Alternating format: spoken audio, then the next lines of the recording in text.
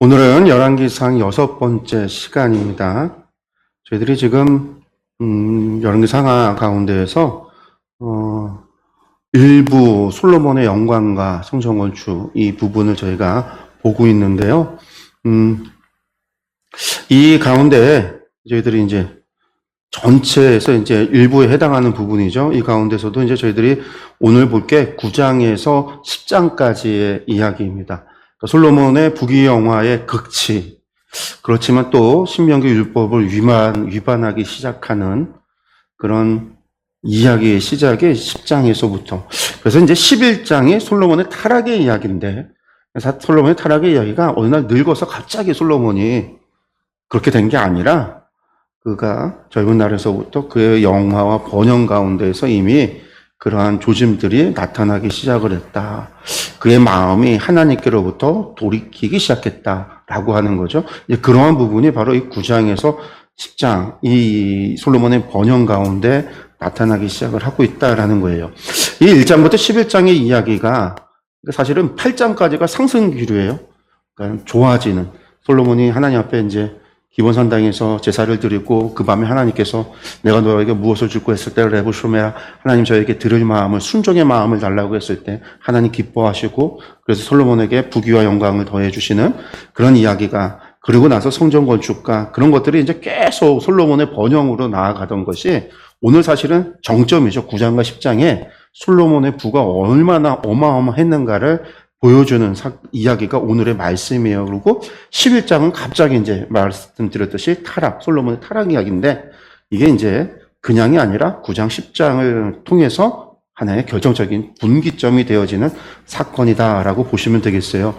그리고 이것들이 전체적으로 3장과 5장에 나타났던 것들이 이 9장, 10장에 다시 한번 언급이 돼요. 우리 3장에서 5장까지 말씀에 솔로몬이 누렸던 부와 그런 것들도 나타나요. 그 솔로몬 왕국이 하나님께서 허락하신 그 부가 어마어마했는지에 대한 것들도 다 이야기가 되는데 다시 한번 또 나타나는 거거든요. 근데 이게 달라요.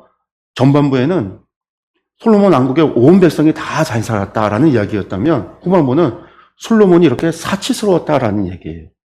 그러니까 솔로몬의 부의 이야기도 이게 서로 똑같이 솔로몬이 잘 살았다, 번영했다라는 이야기를 하고 있지만 이것듯이 이게 빛과 그림자처럼 이 두 가지가 서로 다른 그런 관점에서 고발하고 있는 내용들이 이 9장의 10장에 그렇게 나타나고 있다라는 거예요.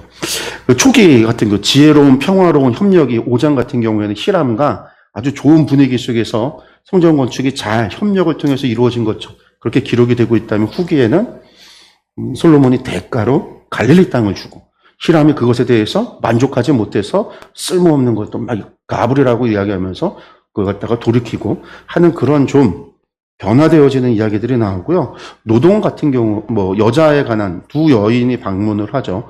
두 여인이 등장하는데 앞에서는 재판 쪽에 나타나는 두 여인 친서 재판이 있었고 후기에 스바 여왕이라고 하는 이방 여자에 나타나고 있는 그런 교류에 대한 것들도 나타나고 있는 차이가 있고요.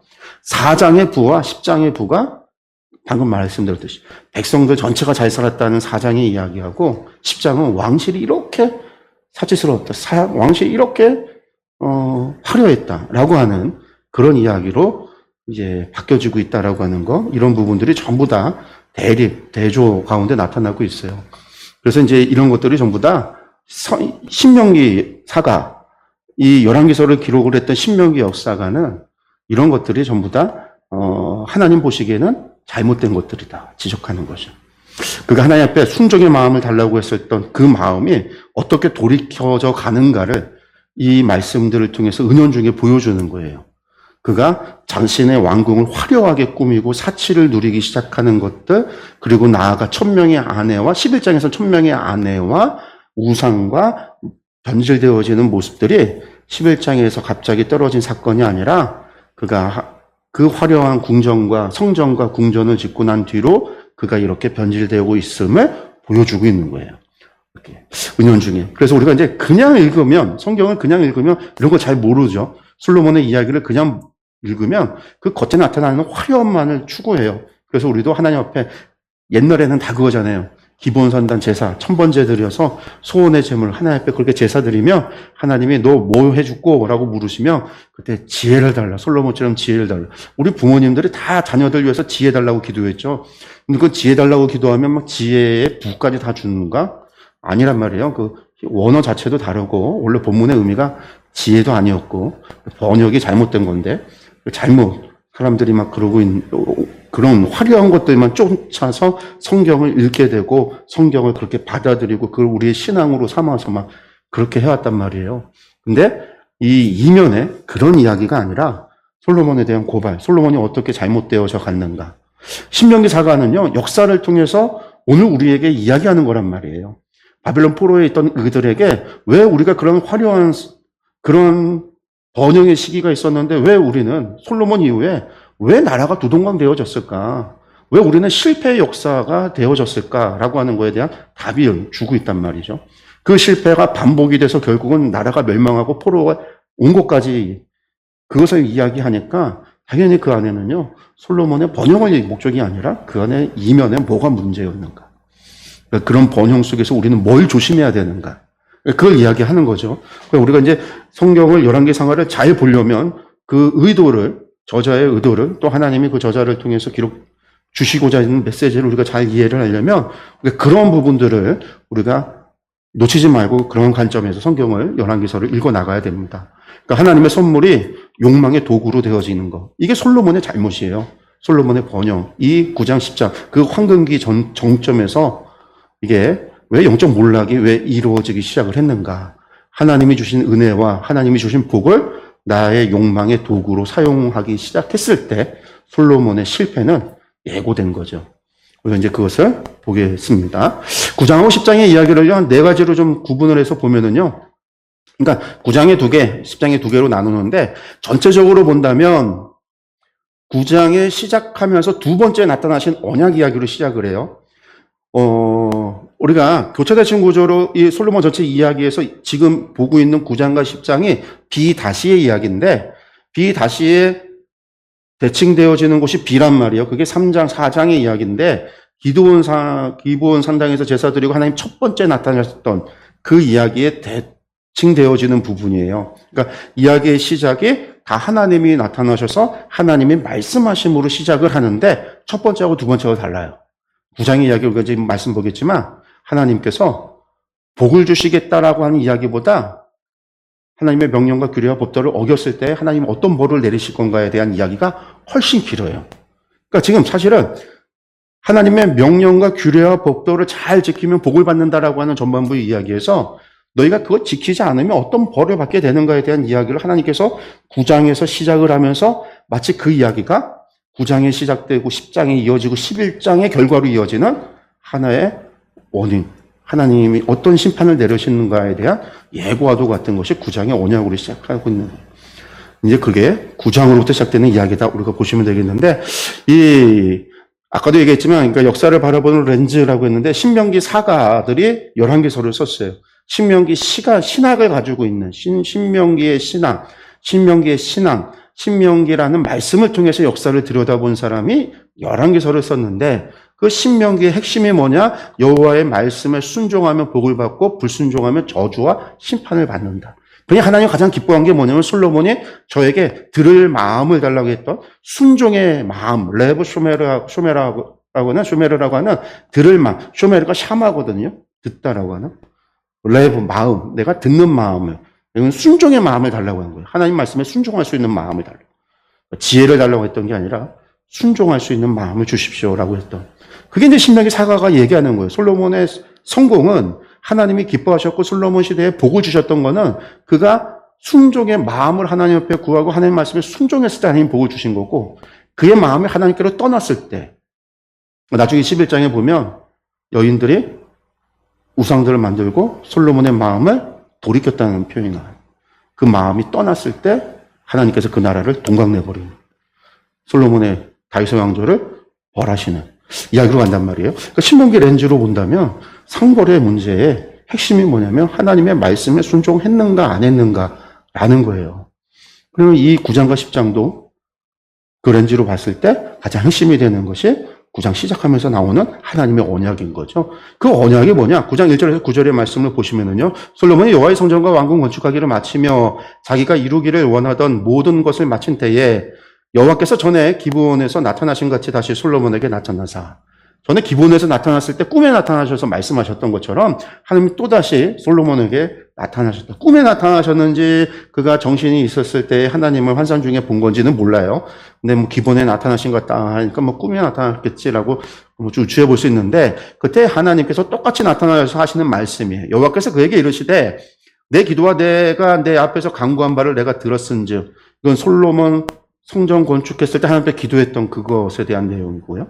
즉 나는 내가 건축한 이 성전을 거룩하게 구별하여 내 이름을 영원히 그곳에 두며 내 눈길과 내 마음이 항상 거기에 있으리니. 지난 시간에도 말씀을 드렸어요.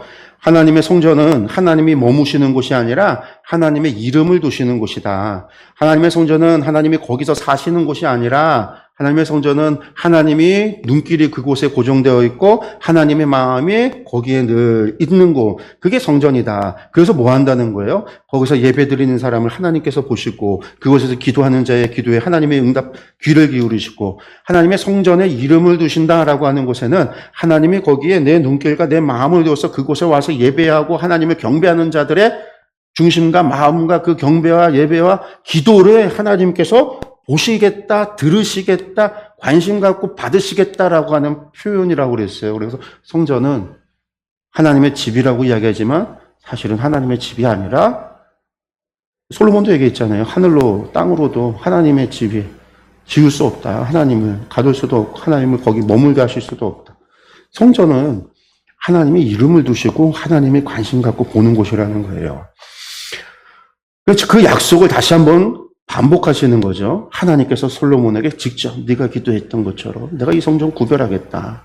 그럼 내가 만일 내 아버지 다윗이 행함같이 마음을 온전히 하고 바르게 하여 내 앞에서 행하며 내가 내게 명령한 대로 온갖 일에 순종하여 내 법도와 율례를 지키면, 조건이에요. 그냥이 아니에요. 율례와 법도, 하나님 말씀에 순종하면이라는 거예요. 그러면 내가 내 아버지 다윗에게 말하기를 이스라엘의 왕위에 오를 사람이 내게서 끊어지지 아니하리라 한 대로 내 이스라엘의 왕위를 영원히 견고하게 하려니와. 그러나 여기까지는요 전반부로 똑같아요. 비에서 3장에서 하나님이 약속하셨던, 기브온에서 하셨던 약속과 똑같아요. 그런데 6절부터 추가가 된 거예요. 만일 너희나 너희 자손이 아주 돌아서서 나를 따르지 아니하며, 돌아섰다라는 거, 아까도 그랬죠? 마음이 돌아서서 여호와를 따르지 아니하며 내가 너희 앞에 둔 나의 계명과 법도를 지키지 아니하고 가서 다른 신을 섬겨 그것을 경배하면 내가 이스라엘을 내가 그들에게 준 땅에서 끊어버릴 것이요 내 이름을 위하여 내가 거룩하게 구별한 이 성전이라도 내 앞에서 던져버리리니 이스라엘은 모든 민족 가운데서 속담거리와 이야기거리가 될 것이며 이 성전이 높을지라도 지나가는 자마다 놀라며 비웃어 이르되 여호와께서 무슨 까닭으로 이 땅과 이 성전에 이같이 행하셨는고 하면 대답하기를 그들이 그들의 조상들을 애굽 땅에서 인도해내신 그들의 하나님 여호와를 버리고 다른 신을 따라가서 그를 경배하여 섬김으로 여호와께서 이 모든 재앙을 그들에게 내리심이라 하리라 하셨더라. 꿈에 나타나서 하셨던 말씀이에요. 복주겠다라는 얘기보다 훨씬 더 많은, 분량이 많죠. 저주의 이야기가 어떨 때 마음을 돌이켜서 하나님을 떠나서 그들이 하나님의 명령과 규례와 법도를 지키지 않고 나아가 우상에게 절하면 하나님께서 끊어버리겠다. 다윗의 언약을 끊겠다라는 거예요. 왕위를 끊겠다? 다윗과의 언약 끊어버리겠다. 라고 말씀하시는 거예요. 내 이름을 두겠다 한 이것도 내 앞에서 던져버리겠다. 나중에 이스라엘 사람들이요, 성전은 여호와의 집이라고 생각을 했어요. 그러니까 여호와의 집이기 때문에 이방 민족이나 누구가 와도 이 성전은 멸망당하지 않고 침략당하지 않을 거야. 이상한 생각을 가지고 있었어요. 그런데 사실 이스라엘 역사 가운데 솔로몬이 죽고 그 아들 르호보암 때부터 애굽이 와서 약탈해가고 요시야 때 다메섹이 와갖고 아람이 와서 약탈해가고 아수르가 와서 히스기야 때 약탈해가고, 뭐 약탈은 아니죠. 히스기야가 직접 금 도금 뺏겨갖고 줬으니까. 성전이 이방인들한테 약탈당한 데가 여러 번 있었어요. 그런데 예레미야 때 예레미야가 하나님 말씀 전하니까 성전이 어떻게 이방인들에게 무너져? 그럴 수 없어. 그래서 예레미야가 그런 얘기한다고 너 가짜 거짓 선지자를 예레미야 죽이려고 막 했단 말이에요. 하나님 하신 말씀도 믿지 않고 자신들의 역사도 보지 않는 그런 일들이 마지막 때 그런 일들이 일어나기 시작을 하는 거죠. 근데 하나님께서는 이때 이미 말씀하셨어요. 지키지 않으면 율례와 법도를 지키지 않으면 버려버리겠다라는 거죠. 그러니까 두 번째 현현은 무조건 축복인가 조건적 경고인가 할 때 경고가 훨씬 중심에 더 있다. 경고가. 그러니까 3장의 기본 산당의 응답과 병렬을 이루고 있는데 근데 분량이 4절, 5절이 순종시의 축복이었다고 한다면 6절에서 9절 더 많은 분량이 성전 파괴와 이방 속단거리로 전락이 될 거다라는 거. 그러니까 경고의 분량이 축복보다 훨씬 길고 그것은 훗날 이것을 듣는 사람들은 누구예요? 바벨론 포로에 이미 멸망당해서 포로된 사람들이에요. 아, 하나님이 이미 솔로몬 성전 지었을 때 이렇게 말씀하셨었구나. 그 말씀이 솔로몬 이후에 몇백 년이 지나서 정말로 우리가 하나님을 떠났을 때 하나님께서 말씀하신 것대로 행하신 거구나. 그러니까 이스라엘이 멸망당해서 포로로 끌려온 게 바벨론이 강해서 그렇게 한 게 아니라 하나님께서 말씀하신 것을 하나님께서 행하셨구나 라고 보는 거죠. 말씀을 통해서. 왜 열왕기 이 사가가 이 신명기 사가가 열왕기서를 쓰면서 왜 이런 이야기를 다 좋지 못한 이야기를 다 기록하고 있는가? 중요한 건 역사가 아니라 하나님이 누구신 걸 바로 알아야 되니까. 바벨론에서 그 마루둑 신전과 같은 엄청난 신전과 엄청난 우상들이 존재하고 있는 그 나라에서 그들이 패배해서 포로로 끌려왔던 자신들이 섬겼던 하나님을 그들의 신보다 더 위대한 신으로 진짜 신으로 그들이 받아들이기 위해서 이러한 사신들이 하나님이 누구신가를 보여주는 거죠. 그들의 멸망이 마루둑이 강해서 단무스가 강해서 바벨론의 신들이 강해서가 아니라 하나님께서 우리가 범죄했기 때문에 하나님께서 벌하신 거라는 거. 하나님께서 벌하신 거. 성전 하나님께서 던져버리신 거. 하나님께서 하셨다라는 걸 보여주는 사건이에요. 심판의 필요성과 바벨론 포로기. 전부 다 이것의 원인은 언약 위반에서 우리가 하나님의 명령과 규례와 법도를 버리고 하나님을 떠나서 우상을 섬겼기 때문에 그렇게 받아들여요. 그럼 어떻게 돼야 되겠어요? 당연히 회개해야 되고 다시 하나님의 명령과 규례와 법도로 돌아가야 되겠죠. 이게 바벨론 포로 후기의 진단, 그리고 진단에 따른 처방이었어요. 말씀으로 돌아가야 됩니다. 오늘 우리에게 주는 메시지도 마찬가지예요. 하나님의 우리 가운데 힘들고 어려운 과정이 있었을 때 성경은 두 가지 연단을 위해서 하나님께서 우리에게 힘든 고난의 연단의 때를 주시기도 하지만 또 하나는 우리가 하나님의 명령과 법도와 규례를 떠났기 때문에 하나님의 심판이 왔을 수도 있어요. 그리고 그것은요 회개의 기회인 거죠. 아직은 회개의 기회. 우리가 죽지 않고 살아있는 한은 하나님은 끝까지 회개의 기회를 주시는 것. 예수 그리스도의 십자가의 그 은혜 가운데 우리가 살아있는 한 하나님은 마지막까지 회개의 기회를 주시는 거예요. 그런데 그것들을 좀 보셨으면 기억했으면 좋겠고요. 그 다음에 이제 9장 10절에서 28절에 솔로몬의 내치와 비극적 갈림길을 했는데 솔로몬이 이제 내치 국가를 어떻게 이제 다스리고 이후에 어떤 일들이 있었는가에 대한 것들이 9장에 나오는데요. 이 부분도 이제 두 가지로 좀 구분해서 보면 히람과의 갈등이 좀 생겼어요. 히람, 두로 왕 히람과 갈등이 좀 생겼어요. 그게 이제 9장 10절에서 14절까지의 말씀이고요. 그 다음에 이제 15절에서 28절까지가 솔로몬의 국책사. 솔로몬이 건축을 엄청 많이 했단 말이에요. 자신의 왕궁과 성전만 지은 게 아니라 국가적으로 엄청난 많은 요새를 짓고요. 성읍을 짓고 창고를 짓고 많은 건축 사업을 해요. 그래서 솔로몬이 40년 통치하는 가운데 끊임없이 건축 사업을 했어요. 그게 이제 나중에 솔로몬 사후에 르호보암 때 북이스라엘과 남유다가 갈라지는 이유와 원인이 될 때가 이 문제예요. 계속 노동하다 보니까 힘들고 어려우니까 이제 그만 좀 해달라고 열제파 이스라엘이 요구했을 때 르호보암이 요구를 들어주지 않은 거.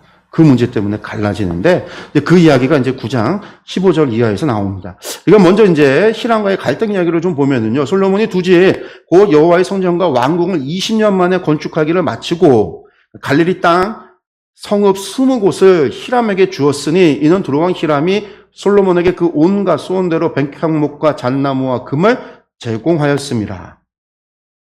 솔로몬이 건축을 위해서 히람이 백향목, 레바논의 백향목, 이건 다윗과 이미 조약을 했던 거. 그대로 백향목도 주고, 잣나무도 주고, 금도 주고 했다라는 거예요. 근데 다윗은 성전 건축을 위해서만 히람과 계약을 맺은 거였고, 성전 건축보다 솔로몬의 왕궁 건축이 더 길었잖아요. 그리고 훨씬 더 컸고, 솔로몬이 그걸 짓기 위해서 끊임없이 요구를 했다라는 거예요. 이스라엘에는 백향목이 나질 않아요. 레바논의 그래서 레바논의 백향목이라고 부르는 거예요. 레바논 산맥에서 나오는 그 백향목이. 잣나무도 이스라엘에서는 잘 안 나요. 거의 안 나요. 왜냐하면 뜨거운 지역이니까. 잣나무가 침엽수림이잖아요. 좀 추운 데서 나니까. 이스라엘이 안 나요. 그런 나무들이 단단한 나무, 건축 목재로 사용되는데, 이스라엘은 존재하지 않아요. 그냥 씨띠목, 이런 것들이 나 있고, 대추야자 같은 야자나무가 있고, 화렵수, 그 뜨거운 데서 나는 나무. 그러니까 이스라엘에 나오는 나무들로 건축하기에 좋지 않아요. 그래서 전부 수입을 해서 제자를 쓴 거예요. 근데 그 대금을 뭘로 했냐? 솔로몬이 뭘로 그 대금을 지불했느냐? 히람이 공짜로 준 게 아니라 거래를 한 거죠. 근데 대금을 뭘로 했느냐? 솔로몬이 가지고 있는 게 초기에는 뭐 없어요. 다윗 시대 때 주변 나라들 정복해서 약탈한 그런 것들이 있겠지만, 또 성전 건축으로 해서 다윗은 또 다 헌금하고 그랬으니까. 솔로몬이 뭘 했냐면요, 갈릴리 땅에 성읍 20개를 줬다는 거예요. 그러면 거의 상부 갈릴리를 다 준 거예요. 갈릴리 땅을. 근데 여러분들 생각해 보세요. 갈릴리 땅을 줬다. 이게 지금 대단히 잘못된 거거든요. 왜? 이스라엘의 땅은 누구의 거예요? 율법에 정해졌잖아요. 레위기에. 이스라엘의 땅은요, 하나님의 소유예요. 땅은 여호와의 것이에요. 이걸 내 맘대로 주고 할 수가 어떻게. 저 땅에는 누가, 납달리 지파나 스불론 지파나 다른 지파 사람들이 기업으로 받은 땅들이란 말이에요. 근데 솔로몬이 자기 마음대로, 그리고 대금으로 자기 왕궁 짓겠다고 건축자재 화려한 이 수입자재물 한 다음에 그 대금을 자기 왕궁에서 자기 곳간에서 지불한 게 아니라, 아니면 지 땅을 주던가. 자기 땅은 뭐가 있어요? 여부수가. 예루살렘이 자기 땅이죠. 다윗이 정복한. 그게 아니라 하나님의 땅을 대금으로 준 거예요.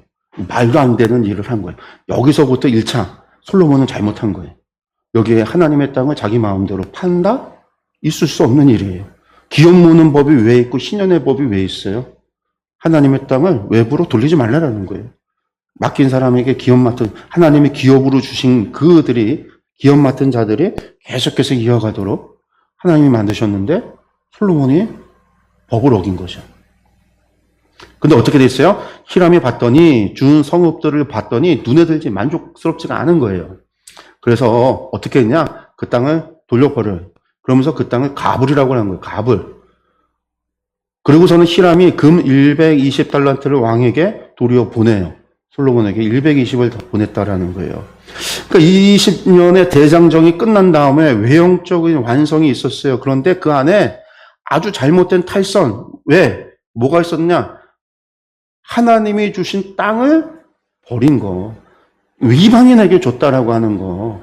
그것도 자기 왕궁 짓겠다고 화려한 왕궁 짓느라고 들어간 비용을 하나님의 땅을 위해서 보냈다라는 거. 그 땅에 사는 사람들은 어쩌고? 그 사람들까지 다 팔아먹었는가? 그 사람들은 안 가지 않았을 거예요. 하나님 받은 기업이라고. 가만히 그 땅에 있었을 텐데. 그래서 근데 하나님께서 하신 것 같아요. 히람의 눈에 그 땅이 어떻게 해요? 쓸모없는 것처럼 보이도록. 그래서 가불이 보잘것없다라는 거예요. 혹은 저당 잡힌 땅이라는 뜻이 가불이라는 건데, 히람의 눈에 아무 쓸모없는 땅으로 보인 거예요. 그래서 그냥 돌려줘 버려요. 그리고 도리어 120달란트로 돌려줘 버려요. 그리고 히람이 더 이상 솔로몬과 거래를 끊는 거예요. 이유가 아니라 이제 나중에 그렇게 되는데, 그러니까 이게 아마 이거는 하나님께서 그 땅을 지키고자 보호하시려고 히람의 눈을 바꾸셨던 것 같아요. 근데 결국은 솔로몬이 잘못된 선택을 한 거다. 그러한 잘못된 선택을 한 거다. 그러고 난 다음에 이제 9장 15절에서 28절에 얼마나 많은 건축을 하냐면은요, 솔로몬 왕이 역군을 일으키는데요. 여호와의 성전과 자기 왕궁이 건축될 때 밀로와 예루살렘 성과 하솔과 무깃도와 게살 이 땅들도 이 도시에도 건축을 시작을 했다라는 거예요. 이 하솔, 무깃도, 게셀은 전부 다 어디냐면은요, 전략적 요충지들이에요. 하솔은 북이스라엘 북쪽에 있는 교통의 요충지고, 무깃도는 이 애굽에서 블레셋이나 애굽에서 올라와서 해안길을 따라 올라와서 이스라엘 평야로 해서 이스라엘 내륙으로 들어올 때 가장 중요한 요충지예요. 그러니까 우리나라로 치면 저 경상도에서 서울로 진격할 때 가장 중요한 요충지가 어디냐면 여기 문경 세제잖아요. 그것처럼 무깃도가 그런 곳이에요. 근데 그곳에도 요새를 짓고, 게셀은 예루살렘으로 올라오는, 블레셋에서 예루살렘으로 올라오는 길에 있는 길목에 있는 도시인데 거기에도 요새를 짓고, 그러니까 요새를 성전 건축하고 왕궁 지을 때 동시에 밀로, 예루살렘, 하솔, 무깃도, 게셀, 그리고 예루살렘 성도, 자기 왕궁뿐만이 아니라 성 바깥의 주변도 건축을 시작했다라는 거예요.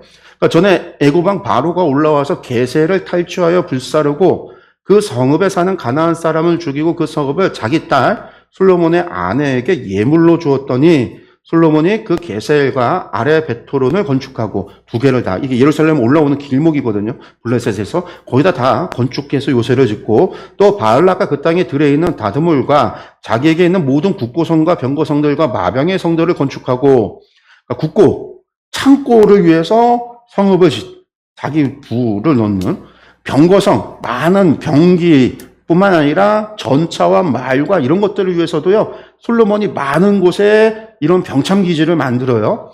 마병, 이런 성들을 건축하고, 솔로몬이 또 예루살렘과 레바논과 그가 다스린 온 땅에 건축하고자 하던 것을 다 원하는 대로 다 건축했다는 거예요. 그러니까 이스라엘 자손이 아닌 아모리 사람과, 이때에는 누가 건축을 했느냐? 아모리 사람과 헷 사람과 브리스 사람과 히윗 사람과 여부스 사람 중 남아있는 모든 사람. 그 이스라엘 자손이 다 멸하지 못함으로 그 땅에 남아있는 그들의 자손들을 솔로몬이 노예로, 역군으로 삼아 오늘까지 이르렀다. 두 번째 잘못이 있어요. 지금 여기서 말하는 아모리 사람, 헷 사람, 브리스 사람, 히윗 사람, 여부스 사람, 이 사람들이 다 누구냐면 가나안 7족속 가운데 있는 남겨진 사람. 원래 여호수아를 통해서 하나님께서 그들을 다 진멸하라고 그랬는데 그들을 다 구별하여 그 땅에서 다 쫓아내고 구별하라고 그랬어요. 아니면 남겨졌어도 그들을 구별해서 하나님의 백성으로 만들어야 되는 게 이스라엘의 책임이에요. 사사기 실패가, 사사기 1장, 2장, 3장, 우리가 앞에서 사사기의 실패 가운데 하나가 뭐냐면 그들을 쫓아내지 않은 거였는데, 여기서도 보면 멸하지 못함으로라고 되어져 있으니까 우리말로 읽을 때는 멸하지 못함으로 하니까 어떻게 느껴져요? 아하, 쟤들이 세력이 세서, 세력이 많아서 못 몰아냈구나. 한마디로 능력이 없어서 몰아내지 못한 거구나. 우리가 그렇게 느끼는데, 사사기 읽으면 못한 게 아니라, 우리말에는 못했다라고 나왔지만 히브리 원어를 읽어보면 못한 게 아니라 안 했다라고 나오는 거예요. 그 과정의 모든 상황을 보면 안 했어요. 이스라엘 사람들은. 왜 안 했는가? 저들을 두고 저들을 정복해서 노예로 삼는 게 좋아서. 노예로 삼아서 그들을 하나님의 백성으로 삼던지, 그것도 아니고 그들을 부리려고. 근데 솔로몬이 똑같이 그들이 남아있을 때, 그러면 남겨진 그들을요, 어떻게? 거룩한 카도시 하나님의 백성으로 만들어야 돼요. 이들도 기브온 백성들이 하나님의 백성이 된 것처럼, 라합이 하나님의 백성이 된 것처럼, 그의 고조 할머니보의 위에였던 룻이, 아모리, 이 아합 여인이었던 룻이, 그의 조상 가운데 있는 룻이 하나님의 백성이 됐던 것처럼 이들에게도 하나님의 백성이 되도록 해야 되는데 안 한 거예요. 왜? 역군으로 쓰려고, 마스로 쓰려고, 종으로 삼아, 노예로 삼아서 쓰려고. 이 사람들이 남겨져서 뭐예요? 이 사람들이 변해서 하나님의 말씀을 따르고 하나님을 예배하고 그러면 좋은데, 이 사람들을 바꾸지 않으니까 어떻게 해요? 이 사람들은요, 여전히 바알을 섬기고 아세라를 섬기고 우상을 섬긴단 말이에요. 그러니까 이스라엘 그 땅에 뭐가 남겨져 있어요? 우상의 잔재가 남겨져 있는 거죠. 우상 숭배가 여전히 남겨져 있는 거예요. 이스라엘 백성들 가운데 우상 숭배가 여전히 남겨져 있었던 거예요. 솔로몬이 이것을 해결하지 않고 도리어 마스로 어떻게 돌아간 거예요? 애굽에서 자신들이 종살이했던 그것을 잊고 자신들이 애굽과 같이 돼서 종으로 삼았더라는 거예요. 다만 이스라엘 자손은 솔로몬이 노예로 삼지 아니하였으니 마치 그래도 이스라엘은 사람들은 노예로 삼은 건 아니야. 좀 이렇게 비굴한 변명같이 이야기하지만 잘못한 거. 그렇지만 그들은 또 어떻게 돼요? 삼진 않았지만 어떻게 됐어요? 그 뒤에 그들은 어떻게 되냐면 군사와 신하와 고관과 대장이며 병거와 마병의 지휘관이 됐다. 하나님이 마병을 많이 두지 말라고 그랬어요. 이스라엘 사람들을 노예로 삼진 않았지만 다 군지휘관으로 군인으로 만들었다라는 거예요. 그리고 그 군인으로 만들다 보니까 그것을요 어떻게 해요? 점점 늘려가요. 나중에는 어마어마하게 불필요한 이스라엘이 다 산악지대이기 때문에 전차를 굴릴 수가 없는데도 전차도 어마어마해요. 왜냐하면 그게 자신의 이 힘을 국력을 자랑하는 것이기 되기 때문에 애국만큼의 우리도 전차가 있다 이런 걸 자랑하려고 두는 거예요. 솔로몬에게 이를 감독하는 우두머리 550명이 있어 일하는 백성을 다스렸더라. 바로의 딸이 다윗성에서부터 올라와 솔로몬이 그를 위하여 건축한 궁에 이를 때에 솔로몬이 밀로를 건축했더라. 그러니까 솔로몬 왕궁이 건축된 이후에 밀로의 건축이 시작이 되고 다른 건축들도 시작이 됐다라는 거예요. 그 다음에 25절에 솔로몬이 다 건축한 뒤에 솔로몬이 어떻게 했어요? 여호와를 위하여 쌓은 제단 위에 해마다 3번씩 번제와 감사의 제물을 드리고 또 여호와 앞에 있는 제단에 분향하니라. 이에 성전 짓는 일을 마치니라. 25절만 보면 솔로몬이 성전 짓고 나서 매년 3번씩 하나님 앞에 제사 드리기 시작을 했구나. 오는 것처럼 보여죠. 근데 이게 뭐예요? 우리가 11장 이에 그의 마지막 결론까지 이해하고 있으니까요. 그 얘기는 뭐냐? 솔로몬이 하나님을 예배하는 게 형식이 돼버린 거예요. 형식이. 3번씩? 이게 1년에 어떻게 3번밖에 안 드려요? 어떻게 3번밖에 안 드려요? 최소한 월삭이라도 가던가, 한 달에 한 번이라도 월삭 드릴 때, 3번씩 감사드렸다. 이게 무슨 자랑이 아니잖아요.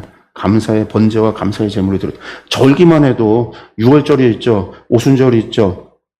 그 다음에 77절이 있는데, 초막절이 있는데, 절기 3번 드렸다는 얘기에 뭐가 다를까? 형식이 되어졌지만 형식이 고착화돼 버리네요. 솔로몬의 잘못이다.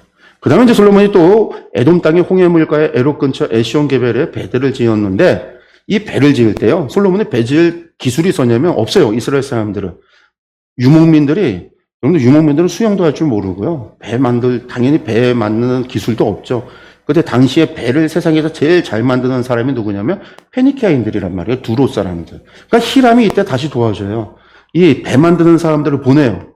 그래서 히람이 자기 종, 곧 바다에 익숙한 사공들을 솔로몬의 종과 함께 그 배로 보내니 에시온게벨 가서 사실 거기를 전부 다 조선소를 만들고 항구를 만들어서 인도, 아프리카에서 들어오는 무역, 그 많은 무역이 에시온게벨을 통해서 또 솔로몬에 들어오고 애굽으로 팔려가는 그 중개 무역이 시작이 되는데 이걸 누가 도와주고 누가 주도했냐면 히람이 도와준 거예요. 히람이 사람들을 기술자들 다 보내서 솔로몬의 종들과 함께 그 일을 해서 이제 세금을 걷기 시작하는 거예요. 그들이 오빌에 이르러 거기서 금 420달란트를 얻고 솔로몬 왕에게 가져왔더라. 이게 무역을 해서 가져왔다. 오벨의 무역이 이제 연결이 됐다라는 얘기예요. 이때부터. 그러니까 두 번째 균열은 뭐냐? 우상숭배를 제국에 남겨뒀다라는 거죠. 마스의 부활, 가나안 원주민을 멸하지 않고 노역의 노예로 삼은, 역군으로 삼은 거, 이게 마스가 부활했다라는 거. 그리고 경제적 효율성에 덧친 거죠. 진멸해야 될 대상을 노동력이라는 이익으로 환산해서. 하나님의 말씀보다 뭐가 더 좋은 거예요? 이익이. 뭐에 대한 이익이요? 국가의 이익이 아니에요. 사실 솔로몬의 이익이 하나님의 말씀보다. 가치의 우선순위가 역전된 거예요. 하나님의 말씀을 섬기는 것보다 남겨두는 것이. 그러니까 수출애굽 역사에 뼈아픈 역설과 퇴행했는데 과거 이집트의 노예 신분이었던 그들이 제국주의 희생양이었던 이스라엘이 출애굽의 정착, 하나님의 은혜로 말미암아 해방받았어요. 근데 가나안은 현재 어떻게 됐어요? 노예화하는, 제국주의가 되어지는, 노예화되는 그들이 애굽을 답습하고 애굽화되어지는 거죠. 하나님이 애굽으로 가지 말라고 했는데 그들이 애굽 반하기 시작했다라는 거예요. 뿐만 아니라 어떻게 해요? 국고성, 비둠을 건축했던 것처럼 이스라엘 사람 노예였을 때 그들이 국고성을 건축하고 마병의 성을 쌓고 요새를 짓고 이집트 방식을 수용하는 거예요. 이집트 방식. 시선이요. 성전의 주인이신 여호와 대신에 제국의 금방패와 이집트식 군사력에 의존하기 시작을 하는, 군사력에 의존하기 시작하는 것들이 보여지기 시작을 하죠.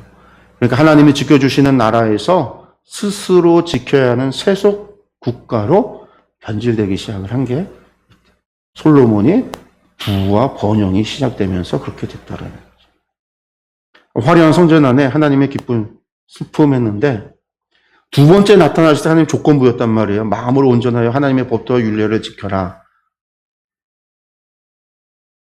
근데 어떻게 해요? 그러지 못했다라는 거. 점점 세속화되어지기 시작했다라는 거.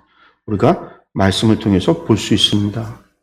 그래서 이 배교의 곰팡이 했는데 세속화되어지기 시작하는 거예요. 세속적 효율성을 쫓아 마스를 두고 노예를 두고 국고성과 마병성과 여러 요새와 세속적인 세상적인 방법으로 그런 것들이 이제 9장에서 시작이 되는 거고요. 종교적 형실이 언약상 하나님의 요구와 바뀌어진 거죠. 그러니까 종교적 외식, 1년에 3번 절기로 엄수, 건축물 헌당, 시스템화된 제사 규례인데 하나님께서 원하시는 것은 일상 속의 에메트, 진실함에 근데 그것을 상실하기 시작을 해서 이웃을 착취하고 가난한 족속을 착취하고 세속적 가치관과 타협이 이루어지는 그런 삶으로 변질되기 시작을 했다라는 겁니다. 하나님 원하는 것은 레보쇼메한데 자꾸만 하나님의 말씀을 떠나고 있는 세속화되어지는 세상과 구별되라고 하나님 부르셨는데 구별이 아니라 세속화되어지는 그런 것들이 솔로몬에게서 나타나기 시작을 한다. 9장에서 파열음 3가지를 뽑으면 히람의 불만 어떻게 하나님의 땅을 줄 수가 있어요? 그리고 이제 갈등의 요소가 시작이 되는 거고 또 사사기 시대 그림자가 나타납니다. 가나안 원주민과의 문제, 강제 노역인 마스의 시작, 애굽화되는 것들이 9장에서 나타나기 시작하는 불안의 요소들인 거예요. 그 다음에 이제 10장이 시작이 되는데요. 10장에서는 스바 여왕이 나타나서 솔로몬에게 찾아와서 질문하는 이야기로부터 시작을 합니다. 1절에서 13절의 이야기인데요. 네, 스바 여왕이 여호와의 이름으로 말미암아 솔로몬의 명성을 듣고 와서 어려운 문제로 그를 시험하고자 하여 솔로몬이 진짜로 여호와 하나님으로 말미암아 지혜의 왕인가 시험하고자 왔다라는 거예요. 예루살렘에 이르니 수행하는 자가 심이 많고 향품과 심이 많은 금과 보석을 낙타에 실었더라. 그가 솔로몬에게 나와 자기 마음에 있는 것을 다 말하매 솔로몬이 그가 묻는 말에 다 대답하였으니 왕이 알지 못하여 대답하지 못한 것이 하나도 없었더라. 여기서 이제 알지 못하는 것이라고 했는데 과거에 개역 한글을 보면은요 음미하여라고 했어요. 음미하여 대답하지 못하는 것이 없었더라. 음미하여라고 하는 말이 네올람이라는 말이에요. 그래서 은폐되고 숨겨진 비밀. 그러니까 단순히 그냥 주고받은 문제 내고 수수께끼 내고 하는 게 아니라 진리, 세상의 진리가 무엇인가에 대한 대화를 오고 간 거예요. 그리고 그 대화에 막힘없이 솔로몬이 진리를 설명했다라는 표현이에요. 이 이야기가. 그러고 난 다음에 스바 여왕이 솔로몬의 모든 지혜와 그 건축한 왕궁과 그 상의 식물과 그의 신하들의 좌석과 그의 시종들이 시립한 것과 그들의 관복과 술관원들과 여호와의 성전에 올라가는 층계를 보고 크게 감동하여 왕께 말하되 내가 내 나라에서 당신의 행위와 당신의 지혜에 대하여 들은 소문이 사실이로다. 내가 그 말들을 믿지 아니하였더니 이제 와서 친히 본 적 내게 말한 것은 절반도 못 되니 당신의 지혜와 복이 내가 들은 소문보다 더하도다. 복되도다 당신의 사람들이요 복되도다 당신의 이 신하들이요 항상 당신 앞에 서서 당신의 지혜를 들음이로다. 찬양을 해줘요. 그 다음에 이제 이 여인이 뭐라고 얘기해요? 하나님을 송축합니다. 당신의 하나님 여호와를 송축할지로다.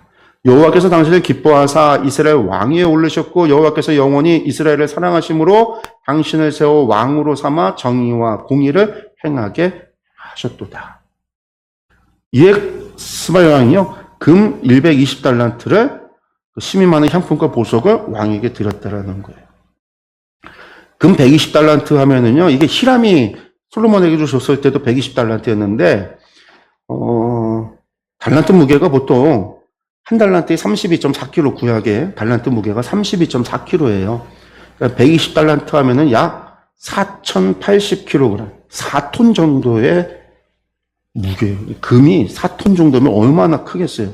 오늘날 계산을 해보면 요즘 1g에 19만 원이라고 그래요. 그럼 이게 어느 정도 양이냐면은 계산을 하면은 거의 7,750억, 7,752억 그 정도의 예물을 줬다라는 거, 어마어마한 거죠. 어쨌든 이 여자가 하나님을 송축하다 하면서 하나님께서 이야기를 해요. 그러니까 이 이방인 여자의 입술을 통해서 선포된 언약의 본질이 뭐냐? 제국의 규모가 아니라 이 여인이 송축은 하나님의 성품. 하나님께서 왕을 세우신 이유가 뭐예요? 정의와 공의를 세우기 위해서. 미슈파트와 체다카를 세우기 위해서. 미슈파트가 법도와 공정한 재판을 이야기하는 거고요. 체다카 하면 이건 정의, 올바름에 대한 거예요. 관계 안에서 하나님과의 관계. 그러니까 왕행권의 본질이 제국의 화려함이 아니라 하나님의 정의를 이 땅에 구현하는 것에 있다라고 하는 이 이방 여인의 입술을 통한 고백인 거예요. 그리고 이 이야기는 다시 말해서 뭘까요? 솔로몬이 그걸 못해요. 점점 못하는 거죠. 10장에서. 스바 여왕이 그렇게 얘기했는데 9장에서도 문제가 시작이 되어졌고 10장에서 이 이방 여인을 통해서 그렇게 선포되어지지만 솔로몬이 이후에 그러지 못해요. 그러니까 오빌에서부터 금을 실어온 그 다음에 지혜 확인이고요. 오빌에서 금을 실어왔던 히람의 배들이 가서 그러니까 히람이 보낸 백군들이 배를 짓고요. 에션게벨을 떠나서 오빌에 가서 금을 갖다가 그렇게 많이 가지고 온 거예요. 그러니까 이 무역을 한번 보고 나니까 아 이게 돈이 되는구나. 여기 개발을 하자. 이제 그렇게 이제 발전이 되는 건데 이 히람의 배들이 오빌에서 많은 백단목과 보석을 운반하여 오매 왕이 백단목으로 여호와의 성전과 왕궁의 난간을 만들고 또 노래하는 자를 위하여 수금과 비파를 만들었으니 이 같은 백단목은 전에도 온 일이 없었고 오늘까지도 보지 못하였더라. 여기서 왜 문제가 되냐면 12절의 문제가 이미 성전은 완공이 됐단 말이에요. 그 성전은 하나님께서 사실 다윗에게 설계도 줘서 만들었거든요. 근데 그 설계도대로 만드는데 거기에 뭐가 있었어요? 사실은 히람에 의해서 왔었던 두로 사람들이 두로에서 바알 성전 만들듯이 그 안에다가 부조에 온갖 천사, 그룹과 나무와 열매와 이런 것들을 부조를 다 만들어서 도배했단 말이에요. 성전 안에. 하나님이 사실은 금했던 잘못된 것들이에요. 그때도 성전에 문제가 있었던데 다 완공된 이후에 또 뭘 했어요? 성전과 왕궁의 난간을 눈에 보이는 곳에 이 귀한 걸 가지고 와서 갖고 오니까 이걸 가지고 눈에 보이는 곳에 치장을 한 거예요. 한마디로 리모델링을 또 더 좀 화려하게 치장을 한 거예요. 노래하는 자를 위하여 수금과 비파를 만들었고 이거 노래하는 자들 누구를 위해서 노래하는 거예요? 성전에서 하는 성찬양들 그리고 왕궁에서 하는 사람들 그들을 위해서 솔로몬 왕이 왕의 규례대로 스바 여왕에게 물건을 준 것 외에 또 그의 소원대로 구하는 것을 주니 이에 그가 그의 신하들과 함께 본국으로 돌아 원하는 건 다 줬어요. 그리고 스바 여왕이 돌아갔더라는 거죠.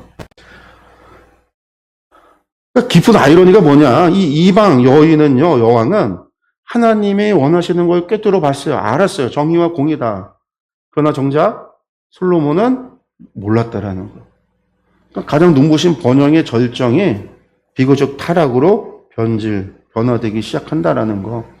이게 이제 우리가 봐야 되는 거고, 이 이후에 시작이 되어지는 거죠. 그러니까 부의 목적이 초점이 열왕기상 초기에는 백성의 먹거리와 안전보장.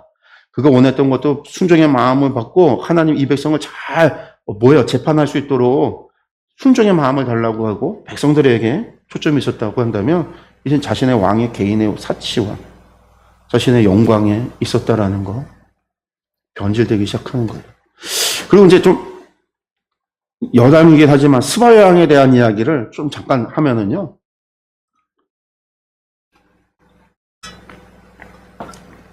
스바 여왕이 실제로 솔로몬을 방문을 했어요. 근데 이 여인에 대한 전승이 세 개가 있어요. 근데 세 개가 다 다른데, 먼저는요, 에티오피아 전승이 있어요. 에티오피아 여인이라는 거예요. 스바 여왕이 스바가 에티오피아라는 거예요. 근데 그 에티오피아 전승은요, 에티오피아 교회, 정교회 안에도 지금까지 이어지는 거고요. 유대교회 전승이 있어요. 그들의 미드라시, 그들의 구전에서 전승이 있고요. 이슬람 전승도 있어요. 이슬람에도 쿠란에 솔로몬에 관한 이야기가 있거든요. 이 쿠란에도 솔로몬의 이야기하고 스바 여행이 왔던 이야기가 그 쿠란에 담겨 있는데, 이슬람의 전승, 세 가지 전승이 있어요. 그 가운데 이제 먼저 에티오피아 전승을 보면은요, 이 여자가 와서, 이게 이제 사실은 에티오피아 황실의 정통성을 뒷받침한 아주 중요한, 에티오피아에서 아주 중요한 그들의 역사적 사건으로 보고 있는 건데, 이 여자가 이야기를 듣고 솔로몬의 지혜를 이제 보기 위해서 이제 오는 거죠. 방문을 해요. 근데 이 여자 이름이 마케다라고 하는 여자예요. 여왕의 이름이 마케다라고 하는 여자인데, 예루살렘 방문을 합니다. 그러고 나서, 근데 봤더니 솔로몬이 한눈에 반해서 이 여인을 어떻게 하면 꼬실까 하는데, 이 여인이 안 넘어와요. 그러니까 솔로몬이 어떻게 하냐면, 이 마시는 음식, 먹는 음식을 아주 짜게 만들어서 이 여자가 밤중에 자다가 일어나서 목말라서 물을 마시고 물을 찾도록 일부러 짠 음식을 줬다라는 거예요. 그랬더니 여자가 자다가 이제 진짜로 일어나서 갈증 때문에 일어나서 물을 찾는데, 솔로몬이 기다렸다는 듯이 이 물은 내 거니까 내 소유를 탐하지 말라고. 그럼 내 소유를 탐하지 않겠다고 약속하면 물을 마셔도 주겠다고, 그렇게 이제 조건을 걸어서 이 여인을 결국 유혹해서 성유혹을 성공해요. 그런 다음에 이 마케다가 나중에 일어나고 이제 볼을 다 끝나고 나서 에티오피아로 돌아갔는데 임신을 한 거죠. 그래서 태어난 아들이, 솔로몬과 사이에서 태어난 아들이 메네리크 1세라고 하는 왕이 태어나요. 그러니까 태어나니까 이 메네리크 1세를 솔로몬에게 다시 보내요. 이 메네리크 1세가 솔로몬에게 가서 이제 아버지 이제 대면식을 한 거죠. 거기서 이제 솔로몬이 후계 자리 주겠다. 그랬더니 메네리크 1세가 싫다고, 자기는 돌아가겠다고. 그래서 에티오피아로 귀환하는데, 이때 이스라엘의 귀족의 자제들이요, 성전에 몰래 들어가서 언약궤를 훔쳐다가 이 메네리크 1세를 따라서 에티오피아에 갔다는 거예요. 그래서 오늘날까지도 에티오피아 정교회 가면은요, 이 시온의 성모 마리아 교회 가면은요, 언약궤가 그 안에 있다라고 믿어요. 근데 아무도 들어가 보진 못해요. 우리는 못 들어가. 거기 종교의 신부들이나 가는 거지. 그런데 자기네들은 있다고 얘기를 해요. 이때 훔쳐다가 갖고 온 거라고. 그래서 메네리크 정교회, 이 메네리크 1세에 의해서 에티오피아가 언약궤가 갔다. 이런 이제 이야기가 지금까지 있어요. 어쨌든 이 둘 사이에, 그래서 이제 에티오피아의 왕실이 솔로몬 사이에 낳은 아들이 왕이 됐다라는 얘기를 하고요. 두 번째, 유대교 전승에서는 뭐냐면요, 아까 질문하러 왔다고 그랬잖아요. 지혜 대결을 해요. 어려운 문제로 솔로몬을 시험하려고 온갖 질문을 하는데, 이것에 대해서 솔로몬이 전부 다 대답을 해요. 근데 이 기록에 뭐라고 되어 있냐면, 이 여자가 누구냐면 인간과 정령 사이에 태어난 여자다. 그러니까 우리 알라딘의 마술 램프에 누가 있어요? 지니가 있잖아요. 그 지니가 고대 근동의 정령이거든요. 그 지니와 인간 사이에 태어난 여자라는 거예요. 그 특징이 뭐냐면 여성인데도 다리에 털이 많은 거예요. 여성인데 다리에 털이 많으면 지니, 정령과 인간 사이에 태어난 사람이다. 근데 이 여자가 진짜 지니인지 아닌지를 옷을 가려서 몰라요. 솔로몬이 어떻게 했냐면 이 여자를 데려다가 솔로몬은 왕궁의 유리바닥, 그래서 밑에가 거울로 비치는 그곳으로 이 여자를 데리고 갔더니 이 다리가 털난 게 보여서 지니인 줄 알았더라. 이런 이야기가, 그래서 이 솔로몬이 제모제를 만들어서 이 여인에게, 이 시바 여인한테 선물해줬다. 개발해서. 그런 유대 전승이 있어요. 이슬람의 쿠란을 보면은요, 뭐가 있냐면 이 후트티세라고 하는 이 통치자 발키스, 이게 스바 여왕의 태양 숭배를 하는 여왕인데 이름이 다르죠, 에티오피아랑은요. 근데 이 여장이 태양 숭배하는 여인을 있는데 이 후트티세라고 하는 새가 정찰을 하고 이 여인이 태양을 숭배합니다라고 솔로몬에게 와서 보고를 한 거예요, 새가. 그러니까 솔로몬이 편지를 써서 야, 하나님을 믿어라, 편지를 보냈다라는 거예요. 그러니까 이제 이 여왕이 그 편지를 받은 다음에 솔로몬을 방문을 했는데 솔로몬이 이때 유리로 만든, 이건 똑같죠. 유리로 만든 왕궁에 이 여자를 데리고 들어갔는데 이 유리가 마치 물이 있는 것처럼 보였다는 거예요. 그래서 이 여자가 물인 줄 알고 옷을 갖다가 위로 걷어 올렸다라는 거죠. 그러니까 이 여자가, 솔로몬이 이거는 물이 아니라 투명한 유리일 뿐이다 라고 설명을 하니까 이 여인이 아주 그 비범함에 탐복해서 태양신을 버리고 유일신앙으로 개종을 했다라는 거예요. 이 유일신앙은 이제 꾸란에서는 뭐예요? 알라에게로 개종을 했다라는 거예요. 그래서 이제 이슬람에서 꾸란에서는 스바 여왕이 알라에게로 이때 솔로몬으로 인해서 개종했다. 이런 전승이 있어요. 세 가지 전승이. 그래서 에티오피아에서는 이 여자가 마케다고, 유대 우리 구약에서는 스바 여왕이라고 기록되어져 있고, 이슬람 꾸란에서는 발키스라고 하는 이름으로 기록이 되어져 있는데 각각 자신들의 전승으로 가지고 있는 이야기다라는 거예요. 이게 아마 영화나 이런 걸로 많이 나타나요. 그래서 이제 그런 것들 좀 알아두시면 좋겠고, 예, 역사적인 이야기, 이것들이 이제 서로 중요한 어떤 뭐 정체성이죠. 자신들의 에티오피아 정체성에도 중요한 그러한 이야기이기도 합니다. 전승. 어쨌든 그런 거는 이제 우리가 그냥 알아두면 좋은 이야기고, 그 다음에 이제 14절에서 29절에 솔로몬 제국의 번영과 사치, 이제 이야기가 시작이 됩니다. 솔로몬의 세입금, 1년의 세입금의 무게가 금으로 666달란트라는. 666달란트니까 아까 120달란트만 해도 7천억이 넘었잖아요. 666달란트 하면은요, 이게 중량이 22.7톤, 22.78톤 정도 돼요. 그러니까 8톤 정도 되죠. 그러니까 오늘날로 계산을 하면 4조 3,277억.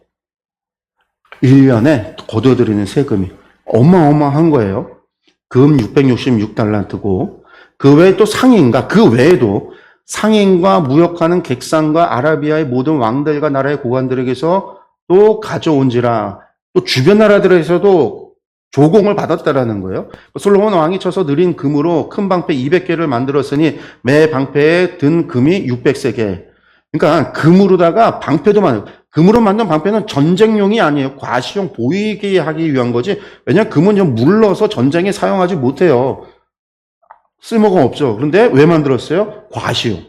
사람들이 많이 찾아오니까 자신을 드러내고 과시하기 위해서 금방패를 만들었다는 거예요. 또 쳐서 느린 금으로 작은 방패 300개를 만들었으니 매 방패에 든 금이 3만에라. 왕이 이것들을 레바논 나무궁에 두었더라.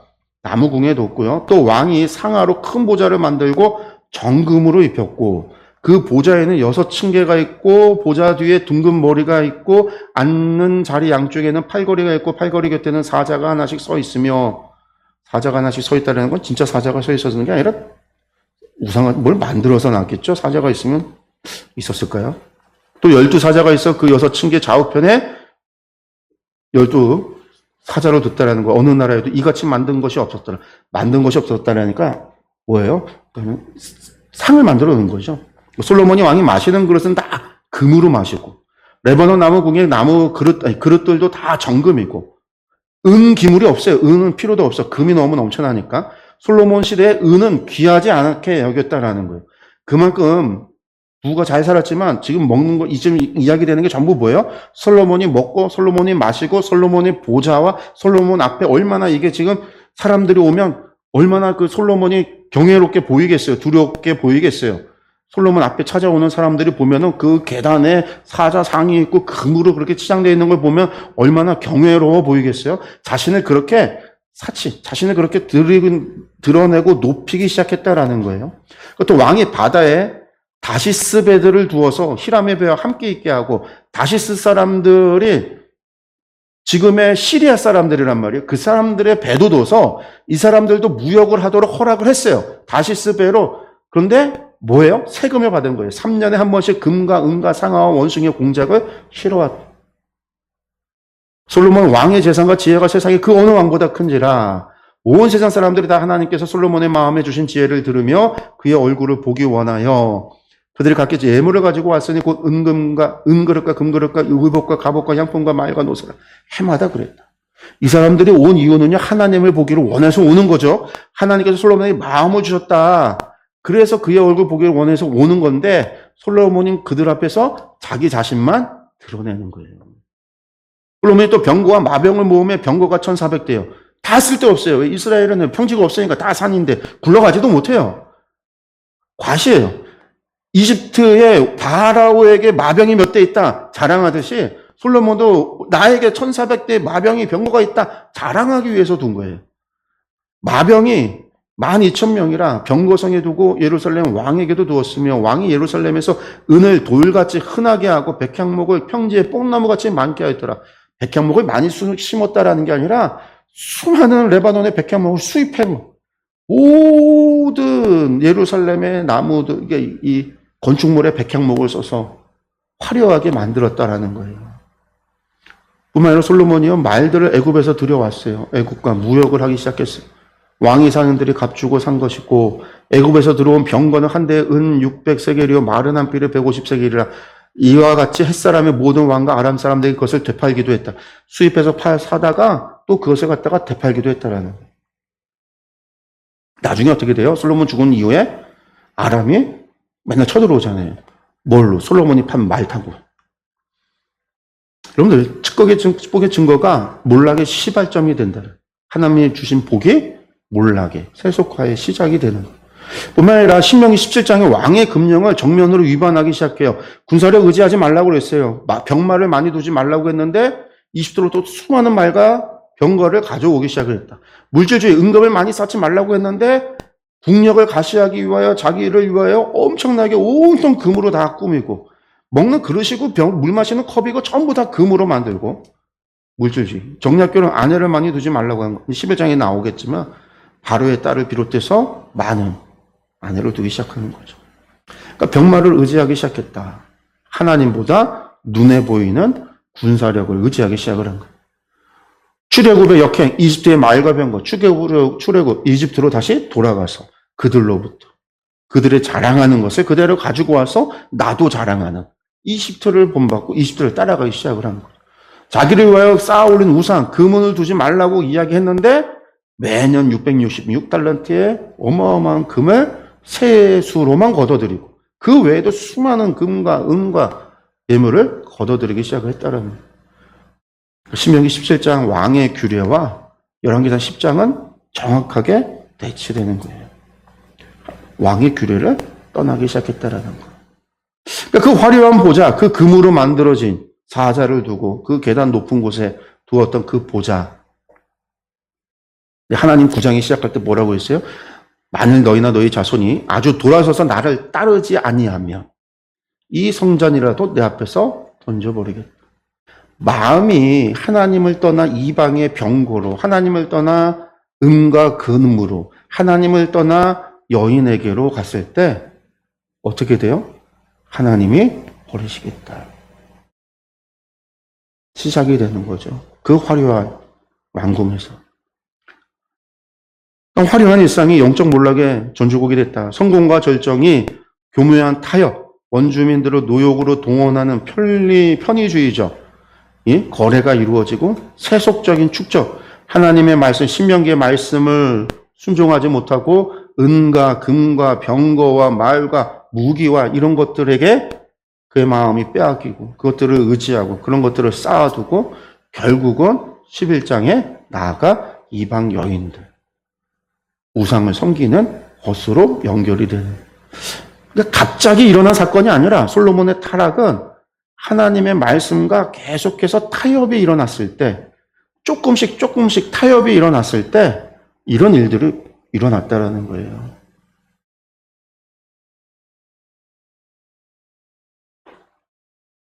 솔로몬이 처음 구했던 그 듣는 마을 레보쇼메아는 없어져 버리고 제국의 힘을 상징하는 거대한 금방패를 만들고 자신을 과시하고 드러내고 자랑하고 그것에 눈이 빼앗겼을 때 그리고 하나님께서는요 탄식할 수밖에 없는 거죠. 이스라엘이.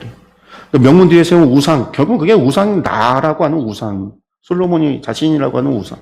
모든 사람이 자신을 우러러 볼 때 결국 하나님의 영광을 가리는 거죠.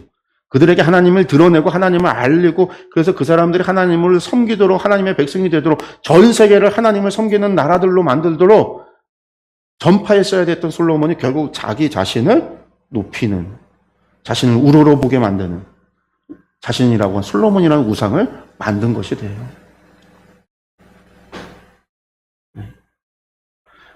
하나님이 원하시는 거는요, 여호와의 말씀에 순종하라라는 거.